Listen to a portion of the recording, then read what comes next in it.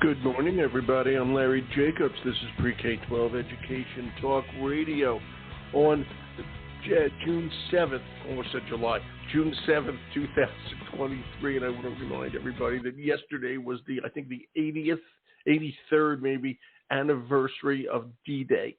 Okay, and it's easy to forget that, but that was an incredible event in human history, and certainly American history, and I don't want those people, there's too few of them left, okay, who fought there to be forgotten, okay? And speaking of not forgetting history, that's kind of what our show is about today. All right, I've got Jack Hanrahan here, John Hanrahan officially. Jack is what he likes to be called. Jack wrote a book, which is incredible. It's called Traveling Freedom's Road, A Guide to Exploring Our Civil Rights History. And he's been on several times before. We're going to keep bringing him on because nothing makes history come alive than actually visiting it.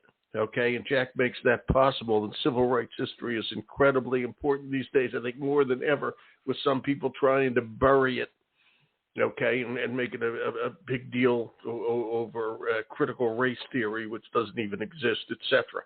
Okay, so this is important. It's important for all teachers, and this is also a road guide. So as you buy the book, you can learn a lot about history. All right, but you can also actually travel to these places, most of which are down south, but Jack has almost every state that was involved in the civil rights history and the movement listed in there, things that you can do and see, etc. We're going to bring Jack on in just a second. Again, the book is called Traveling Freedom's Road. It's travelingfreedomsroad.com. Okay, and it's very important. We always talk about equity here with the American Consortium for Equity in Education. We want every kid to get the education they deserve. Okay, it's not equality, it's equity. Give every kid what they in particular need. And we can make that happen, and we are doing it, as a matter of fact. See what we do over at ace-ed.org. We have a magazine that goes to K-12 teachers, pre-K-12 teachers, and that's called Equity and Access. You'll see it there. It says, read the current issue of Equity and Access. It's a brand new issue, our summer issue, and I think you'll really enjoy it if you go over there. Everything we do over there is free for educators, free for everybody. Okay, so please go over and check it out. All the stuff we do, our podcasts like this one are also archived over there. And also check out the awards icon over there. We have our Excellence in Equity Awards. All right, and educators can nominate their fellows for free. We're looking for companies, et cetera, everybody who's doing in our many, many categories. All right, everybody's doing work for equity in education and pre-K-12. So please check it all out. Again, all free over at ace-ed.org. All good stuff. And on that note, I'll say good morning to my returning guest and old buddy, Jack Hanrahan. Good morning, Jack. Hey, Larry, good morning, and thank you for having me on once again, and thank you for your listeners hearing about this important history. It is important history, and you know, it's great that we're doing it now. Today's June 7th, so a lot of schools just got out. Other schools will be getting out at the end of the month, and people are planning trips, and this is a great way for everybody to actually touch history, all right? And as I say, more important now than ever. Okay, because they're trying to squelch it in some schools, and we don't want that to happen. It's never wise to put your head in the sand. Just ask any dead ostrich. The lion ate him anyway. Okay, it's that simple. So don't put your head in the sand. That's what we got to teach people here. Jack, just give us a quick overview of the book, Traveling Freedom's Road. And everybody can learn more at travelingfreedomsroad.com. Jack Hanrahan, you're on. Okay, thanks, Larry. So a quick overview of the book would be the fact that it's a substantial product. It's over 500 pages. Most of the focus is on the South because that's where most of the activity in the civil rights movement occurred. The first several chapters help you plan this trip and get children and grandchildren ready for any encounter that they might have in a museum or at a site, help you explain using resources from Public Broadcasting Service, from many of the major museums. They have guides for parents. They know that this is tough history, and it's history that we should be teaching our children. So the focus is primarily on about a dozen cities in the South, the Atlantas, Montgomerys, Selma, Birmingham, Memphis, Little Rock, Anniston, and so on and so forth, where there's a dedicated chapter to take you to the major places in each of those. Then beyond those dozen or so major sites, I take you to all the southern states, one chapter at a time. Right. And in each of the state chapters, it will take you to different places around the state where civil rights history or African American history occurred, and why it's important, and how to visit those places. This is one of the things that makes this book distinctive. Most of the content of other books focuses on the major cities, and I'm trying to show that this history occurred in a much broader geography. And then realizing that it's a long trip to go to the South if you live in Chicago, or if you live in on the West Coast, or if you live in Maine, like I do. Larry. Yeah. That's right. You know, there are places locally where you can come to a better understanding of this history. And in taking the book outside the South, I focus on Washington, D.C., which I think we may talk about a little bit today. I focus on two-thirds of the other states to give you 3 to 5 places where you can come in contact with this history. The book is $24.95. It's available on Amazon. It's available at your local bookstore. If you go on the website that Larry talked about, travelingfreedomsroad.com, it'll give you a number that you can give to your local bookstore so they can order the book for you if you choose to buy it locally and support your local bookstore, which is something that we try to do here at Traveling Freedoms Road.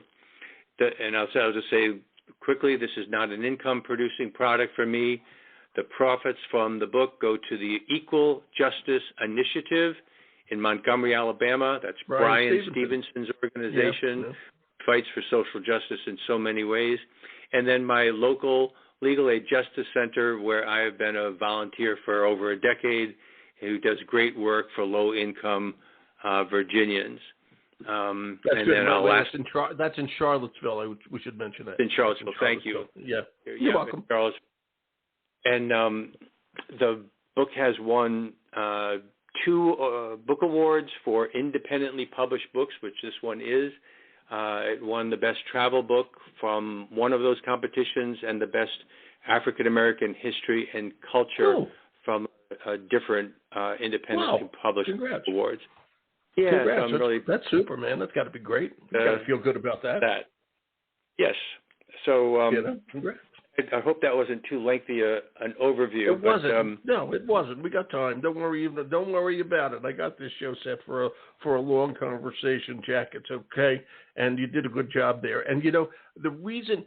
By the way, Jack's been on several times. He'll be on more when we get to the fall and all that sort of thing to remind people about this. But we wanted to do this show in particular because we're in the year 2023. Okay, and we haven't just focused on this kind of thing doing about this show, all right, about this book. 1963, 60 years ago, okay, was a turning point year in civil rights history. And it's a good starting point just to mention the year, okay, and the 60th anniversary of what turned out to be a very pivotal year, okay, in the civil rights movement, okay, which, by the way, needs to still be going on. I hope everybody realizes that, okay. Nothing's easy and nothing stays forever. As we learn, you got to keep the idea alive, and that's what we're trying to do here, okay. So 60 years ago, let's do this, Jack. What was going on 60 years ago, 1963? And I'll remind everybody, was a terrible year in that. Some good things happened, a lot of bad things happened, and of course President Kennedy was assassinated. Okay, so it was a kind of crummy year. When I think back on it, it wasn't a great year. Let's talk about what was pivotal in the civil rights history of it. All right, and Larry, I'll just mention so your listeners know I have a little bit of history cred. Yesterday was the 79th anniversary of D-Day. You're right. Thanks, buddy. Irritating my host right off the bat. So that concludes today's show. The host can't be wrong. What did I say? Did I say 80th? What did I say? 83rd, Yeah. Ooh, so I don't know where I got that. Sorry, gang. 79. Sorry about that. Yeah. And yesterday, I just got to say this since you brought it up. Okay, my father-in-law jumped in behind the lines on D-Day. He was a paratrooper. Okay, lived through the ordeal, obviously. And yesterday, Lloyd Austin spoke in Normandy, and there were still some veterans there. I don't know if they were French, American, or whatever, but they were still there. Okay, but we got to remember these guys. Okay, and women. There was really something back then. It was a huge day. Absolutely. Yeah. Anyway, so back to 79. Thanks, buddy. So back to 1963, in the event, the anniversary that is actually coming up on the 11th. Some may have seen pictures of the governor of Alabama. June 11th.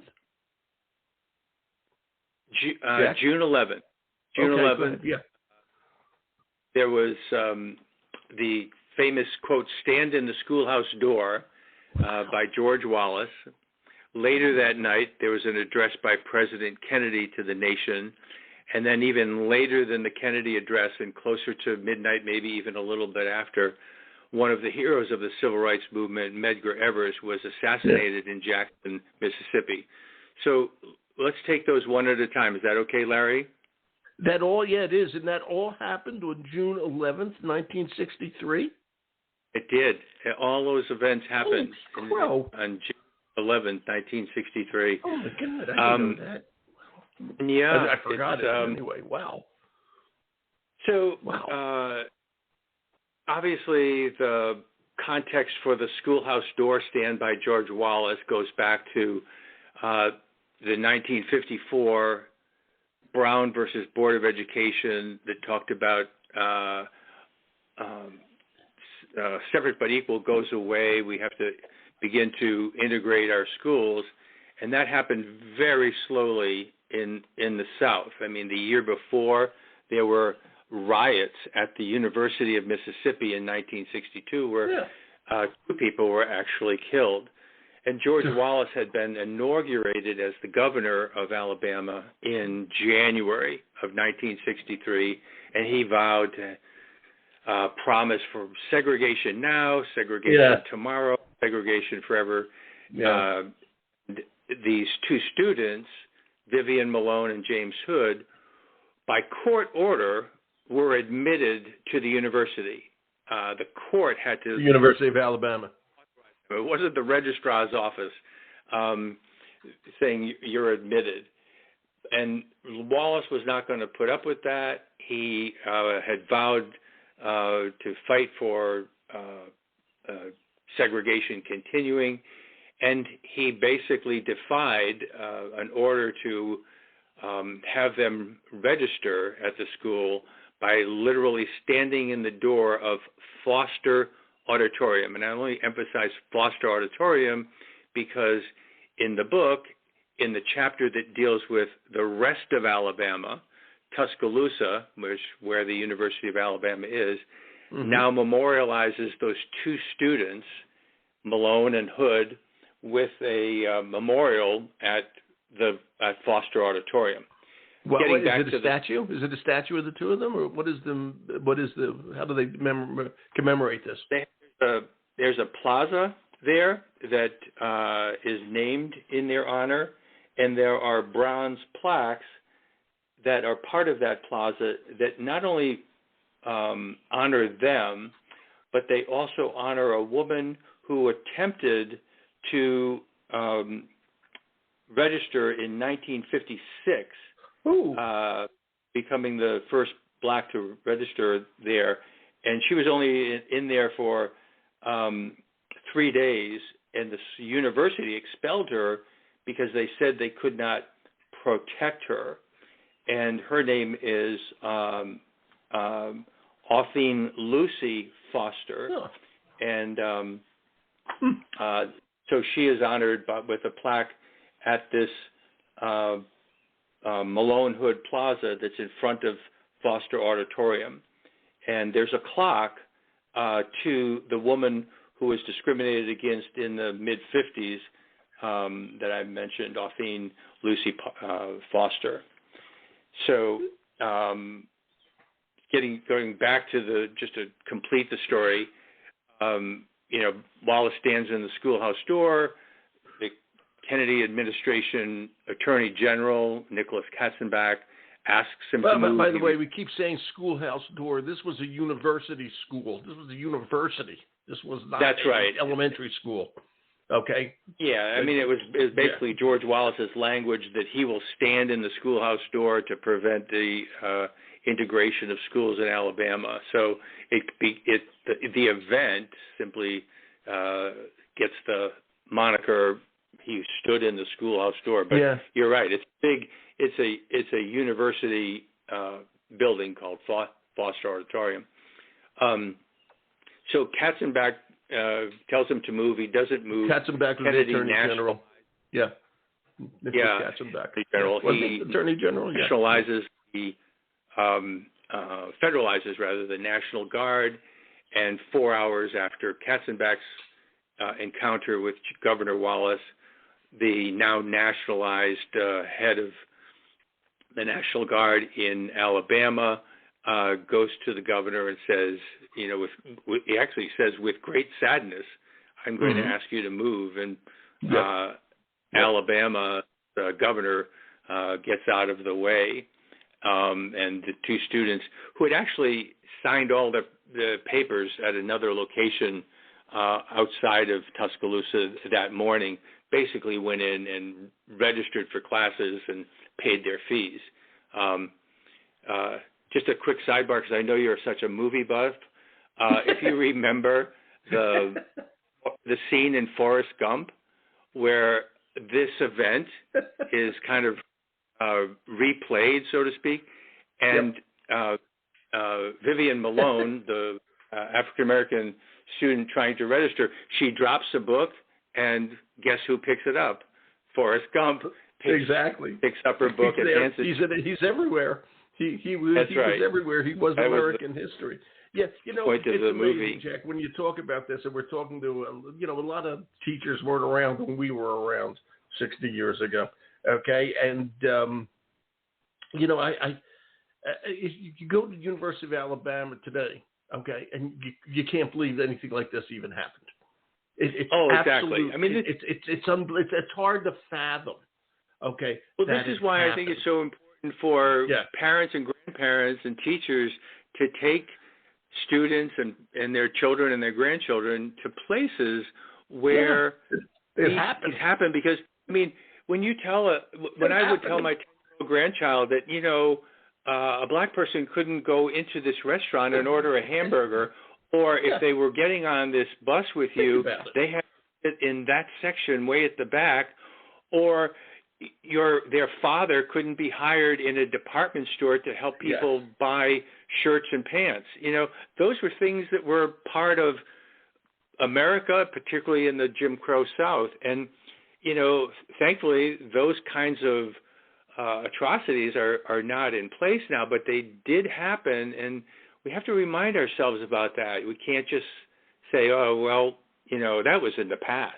Yeah, it was in the past, but we have to guard against the past in ugly ways coming back at us. So, well, you can quote me: "Those who forget the past are likely to repeat it."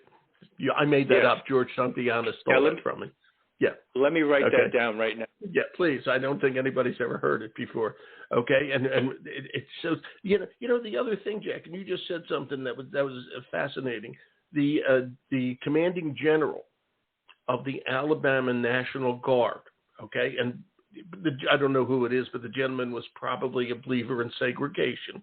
Okay, he was certainly a good soldier, a patriot in that regard. But when it came time for him to do what he had to do to follow orders from the federal government, think about this.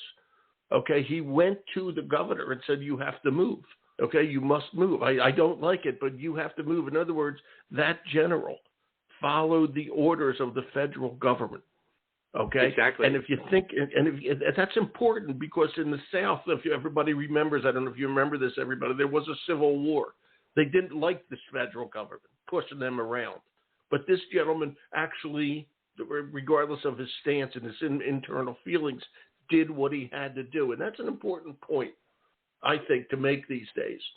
Okay, that they understood that this was their obligation to do it, whether they agreed with it or not. Okay, and it's just an important little side notice of what the whole thing was about. It's just amazing. And by the way, I have to ask you, the University of Alabama, this is interesting. It's not a state school, right? It's a private school, right? Right? No, the University of Alabama is a state school. Oh, it is? Okay, thank you. Yes. Yep. Thank you. I didn't know that. Actually, I just learned that. I didn't realize that. I thought it was a private school. Okay, so that's good. That's why the governor could actually stand in the way. Stand there. Yeah. But because President Kennedy had been involved in issuing several orders along the way to try to facilitate this, the enrollment of those two students, he got on the national television network that night. Same day. An address to the nation. If you go to the JFK Library website, jfklibrary.org, you can find the video of President Kennedy's speaking. It's only 14 minutes long, so it's definitely worth listening to because it's so relevant to some of the things that we are dealing with. I mean, President Kennedy's one of my favorite parts of this is he says we're confronted with a moral issue. That's his quote, and one that's as old as the scriptures and as clear as the U.S. Constitution.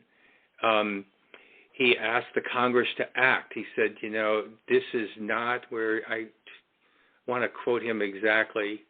He said something to the effect that this is not a problem to be left to the over-exercising of police power, kind of referring to the incidents that happened in Birmingham, Alabama in April. And maybe we should talk about that a little bit today. 1963 again. Okay. Right. It's just amazing. And we have to say, it took a while. Yeah, it took a while to convince Kennedy to actually act on all this because they were very concerned about the political impact. And it turns out they were right this way, okay, in the South.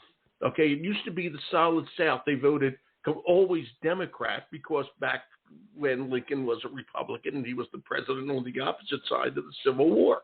So it was always a solid South Democrat, okay? But when the Civil Rights Movement hit, and the Democrats, as they damn well should have and did, supported the civil rights movement nationally.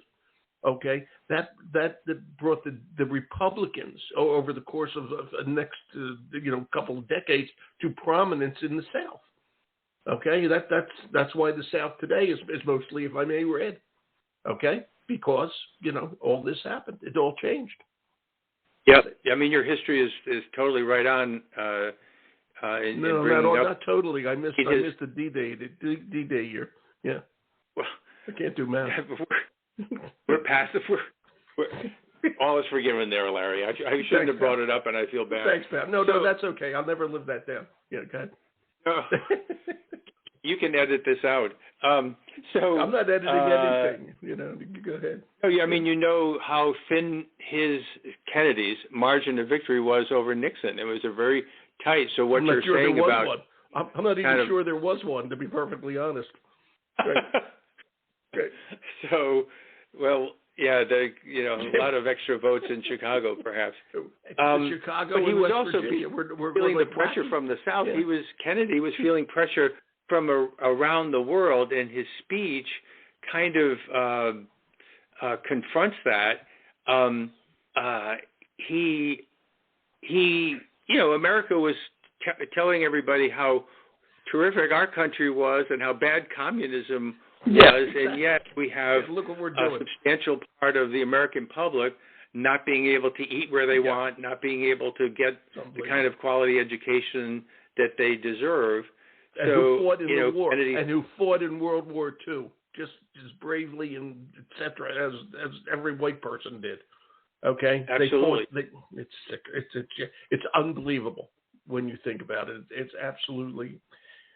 Like I always say, it's unbelievable. It's unbelievable to think that's the way it was, and it's not that long ago. And that's the scary part. It's not that long ago. 60 years, and we're talking. You know, you talk to a 15-year-old kid, it seems like forever. But believe me, 60 years is not a long time. Okay, it's not a long time at all. Okay, and that's what was going on, and after that too. Well, what can I say? All right, I don't want to lose track of this. 1963, that's Alabama, and more stuff continued. Okay, talk about what else happened in Alabama. Let me move. I know we're okay. We're okay time-wise. Just keep going. I'll give you the highlight. We're fine. Yep. Coincidentally, I don't think it was because necessarily of the Kennedy speech, but several hours after the Kennedy speech, Medgar Evers is returning from a night of activism in Jackson where he's trying to organize along the same lines as the Birmingham campaign that took place in April, to try to bring more opportunity in jobs, more opportunity in education, just general civil rights to Black Americans living in Jackson, Mississippi. And his life is snuffed out in his own driveway on Alexander Drive in Jackson by a gentleman by the name of, should call him a gentleman, but this guy named Byron Della Beckwith. And wow, I would have never remembered that one. Wow. Yeah, I remember the name when you say it. Yep. If people do pick up my book, they will find Byron Della Beckwith appearing all over the place. I mean, Byron Della Beckwith was trying to go to Oxford, Mississippi in 1962 to take part in those riots that occurred that I referred to earlier when James Meredith was trying to enroll at the University of Mississippi. Justice was finally brought to Byron Della Beckwith when he was a very old man. He did not wasn't convicted I remember that. of several crimes that he committed until he was very old, and he did eventually end up and die in the Parchment Prison in Mississippi. So in the book, the Medgar Evers home, Medgar and Merle Evers home, is now a National Park Service site, and it's in looks the same as it did in the 1950s. You can, the book tells you more about what you'll see, but the bullet holes that went through the windows into the home where Merle Evers and the children were thankfully protected from those bullets, but Medgar Evers' blood is still visible in the driveway, and it's a very moving sight to go to this home. You walk into the children's bedrooms, and your immediate reaction is, where are the beds? And the children slept on the floor because that would protect them if somebody took a shot through the window. Yeah. And it brings you to the terror that these individuals, these leaders of the civil rights movement and their families experienced. So that event also happened later that evening. It may have actually literally occurred slightly after midnight, but a very moving experience to go to his home. And again, that's that and other things in Jackson, because Jackson is one of the stops of those dozen cities that I mentioned that I highly recommend people take as they come in contact with this important history. And by the way, Jackson today is, I believe, is mostly African American, and I believe the mayor is African American. Shows how things have changed. Yeah, it's amazing. The mayor and I think Mississippi. The mayor of Birmingham is also African American. Officials than any other state. Okay, if I'm not mistaken, I think Mississippi has more African American Black public officials than any other state. look look at the way things change. Okay, and hopefully for the better. And their education. I have to say this, by the way, since we're Education Talk Radio, there's been a lot of write-ups these days about how Mississippi has really vastly improved their education system. Okay, in the schools in Mississippi, they're doing a great job down there. Okay, and that should be noted. Okay, for all kids, for every kid. Okay, they're doing a really good job. All right, I've had the superintendent of schools on the show here, the state superintendent of schools on the show here, and they do a good job. Okay, and it's and that's why, look where we were, look where we are. It's just there's so much change, etc. Talk about what's going on again. 1963, 60 years ago, big doings, and I want to make this point: big doings not only in the South but also in Washington D.C. Jack. Yes. So, of course, in August, the 28th to be exact, of 1963, one of the largest demonstrations in American history occurs, peaceful demonstration in Washington, D.C., called the March on Washington for Jobs and Freedom. A lot of people just call it the March on Washington, but it's for jobs and freedom, which kind of defines some of the goals of the march. It's led by two men, Bayard Rustin and A. Philip Randolph. A. Philip Randolph is one of the veterans in the quest for equality. He had been the president of the sleeping car porters, the Pullman porters. Sure. So he's very involved with labor, and that helped get big labor involved in this march. A. Philip Randolph is someone that we talk about in the book several places. We talk about him in the area that deals with Illinois, because in Chicago there's a museum called the Pullman Porter Museum that we recommend people go to. There's a bust of him in the train station in Washington, D.C. That we highlight its location because of his involvement on the March on Washington. He had planned a March on Washington in the 40s, when African Americans were being discriminated against in jobs during World War II.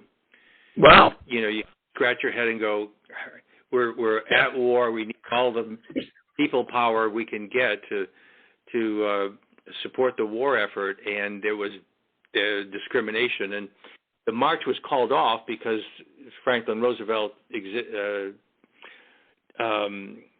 issued an executive order to stop those types of practices. I apologize for getting off the track of the March on Washington, but sometimes when you start to talk about links, it links up to so many other things. So the march takes place, 250,000 people, but and of course the "I Have a Dream" speech, which many people have heard, read, and should reread and re-listen to over and over again. But I want to talk about a couple of things that people may not have ever heard about for the March on Washington.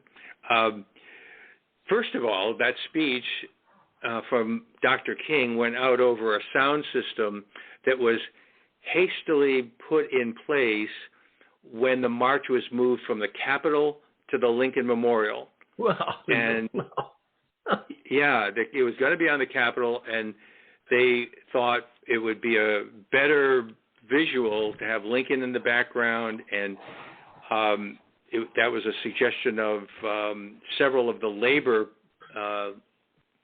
unions involved. And they said, well, we've already got this. We need a better sound system than we have right now. So Walter Reuther, who is the president of the UAW, the United Auto Workers, put up what today would be the equivalent of $200,000 and got a better sound system. It got in place. It was working. And then suddenly, the night before the march, the day before the march, it wasn't working right. And they don't know what happened. Some people say it was sabotage. Some people say it's just... Wow. Well, the people who were organizing freaked out. They called Robert Kennedy, and Kennedy got the U.S.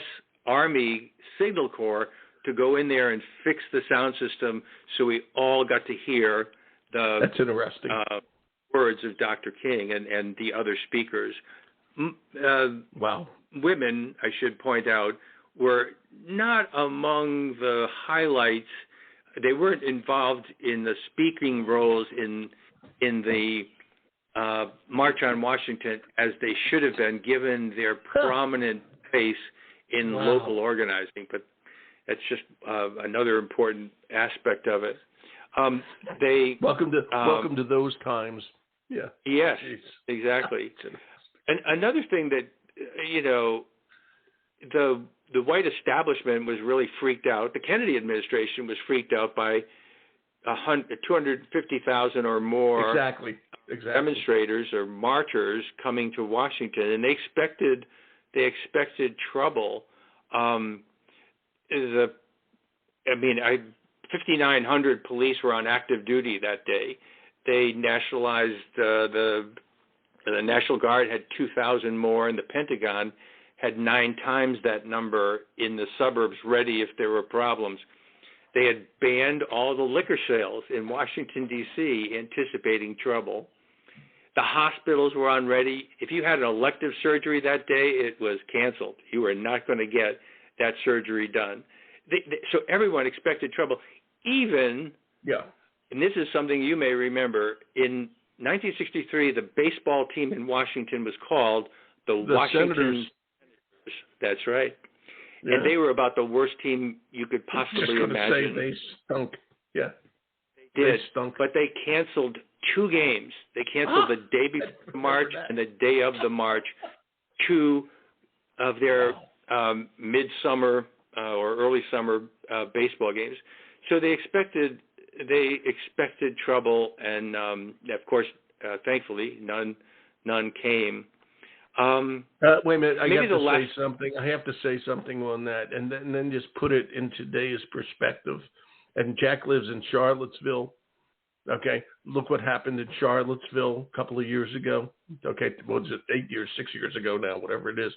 Okay, when those Nazis were moaning and groaning and went crazy with the statue of Thomas Jefferson, using that as an excuse, the violence, someone was killed. Okay, look at the insurrection of January 6th, okay, and how violent that became. People were killed, people were injured, people are going to jail.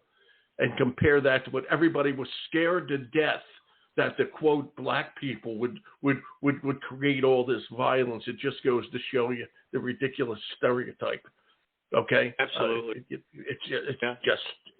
disgusting, if I may be so bold. It's disgusting. Okay, and it is 60 years ago, and people better come to grips with that. Yeah. One final thing on the March on Washington. So, and when I read this, I thought this is really one of the great aspects of the civil rights movement. That there were big name leaders in the civil rights movement, but there was people taking it upon themselves to act. So all the leaders of the March on Washington were meeting with congressional leaders, so it's leaders to leaders before this march was starting. And that meeting between the civil rights leaders and the congressional people went long, and all these people are standing at the Washington Monument ready to walk down to the Lincoln Memorial. And the leaders don't show up. They begin the march without the leaders. I thought that was such a great thing to uncover, and the leaders eventually caught up and got in front of the march, so the photo ops would be there. But I felt it was so terrific that the people wouldn't wait. They wanted to get this march underway for freedom and jobs. So that'll be my last point on the March on Washington. But I do encourage people to listen to Dr. King's incredible words. And by the way, I don't think we think of it that way now, but D.C. back in I think from the 70s and backwards was considered a pretty much southern city. Okay, it was a southern city. Yeah. I don't think it's definitely so much today. Yeah. I mean, it's just interesting the way it all happened there. It's you should really get somebody on that really understands a lot more about Civil War and the placement of the Capitol. to talk about how strange it was, or at least for one period of our history, to have the capital in Washington, D.C. I mean, in the Civil War, obviously Virginia seceded from the Union. Yeah, Maryland exactly. And Maryland never, was touchy. Maryland was touchy. Yeah, that's right. I mean, there was a plot to assassinate Lincoln as he came to his inauguration that was based in Baltimore, Maryland. You know, so I mean, there's just so much history that's so interesting to think about and talk about, and I appreciate you giving me the chance to. But we're going to do more. That. We're going to do more come the fall. I'm going to just keep this up with teachers. Okay, this is really important stuff. We are going to go now. Everybody, it's travelingfreedomsroad.com. The book is terrific. Okay, and summer's coming. It's a great road trip. I mean, it really just makes history, makes a great history come alive. Okay, and we can't forget it, especially in these days, and you know what's going on these days. Jack, this was terrific, as always, buddy. Thank you. This is great. Larry, thank you so much. Thank you to your listeners, and I hope we get the chance to do this again. We will, I promise. Okay? All right. John Hanrahan is the author, but let's call him Jack, okay? I got to say that, right, Jack? John Hanrahan. That's great. Go by Jack. And by the all way, the why time. did you do that? That is my last question. Why did you do a John Hanrahan as the author instead of a Jack Hanrahan? I really don't have a good answer other than no, you don't. That no. I mean, it's weird because most people know me as Jack, and I thought, you know, it's my given name. I will use my given name, and